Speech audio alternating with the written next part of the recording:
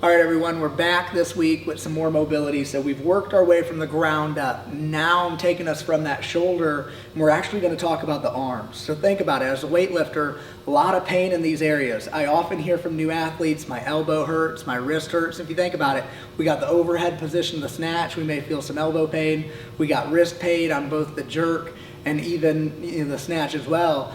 Elbows and wrist, we can feel those as well. Think in this area from the elbow to the wrist, there's 20 different muscles through here when you add them all up. So more muscles in this small section than between any other two joints in the body. I always find that pretty interesting because how often do you work on these muscles right here? I know the answer for myself, not very often. So what we're gonna do is we're gonna look at the tricep, and we're also gonna look at here the top with the extensors on a couple quick workouts or exercises we can do to start loosening them up. If you have any elbow pain, any wrist pain, I would highlight these two to add into your routine, try it out and see if you can get a little bit of relief. So the first one with the tricep, what we're gonna do is we're gonna use a roller and we're gonna come down to it. Now again, these come from Jeff Alexander, but what I'm gonna show you is something that we've modified a little bit as well. Just here at Endeavor, here at Columbus Weightlifting, and Janetti and Makimam have really figured out a couple key ways that I like their modifications. So what we're gonna do is we're gonna place this roller really close to the elbow, but still on the tricep, right? I have my arm down here. We can add a little bit of weight if we need with the other arm. You may not need any, but what we wanna do is relax the tricep, and in this position to start out, take a deep breath and flex your bicep to bring your hand to your head.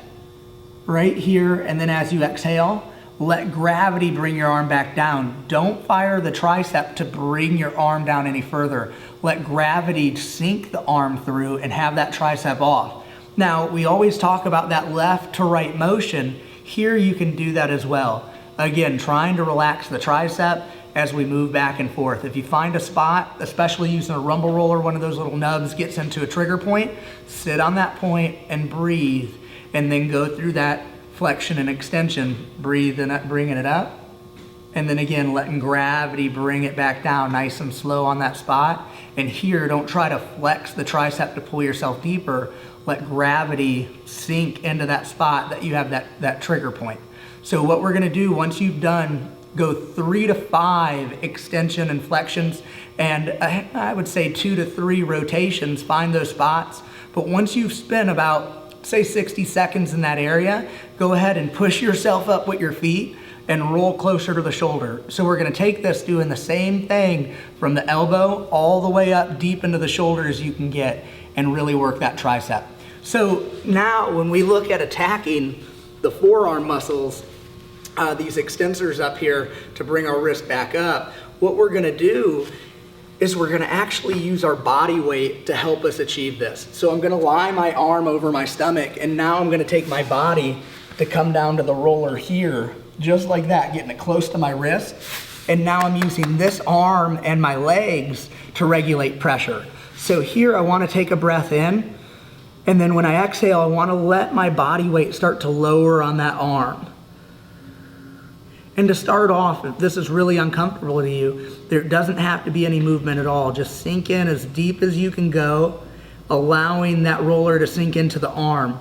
So once you found a good point, you can also do a little side to side motion, especially with that rumble roller, to use those little nubs on it to help get into that muscle.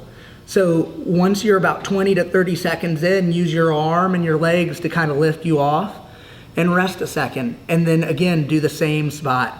Do each spot about 2 to 3 times, but once we're ready to move, we take that weight off and then we just roll down so it rises up our arm. And again, using our body weight to push down into it, we sink down again with a little bit of left or right motion.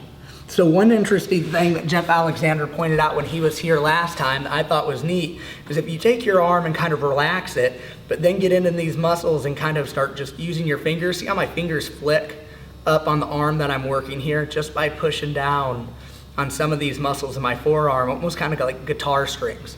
If you see my middle finger kind of flexing there, right there, that's a good one. And that's just by me pulling over that muscle.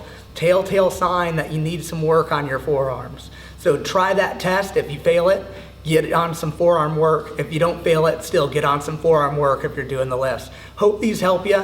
We'll see you again next week.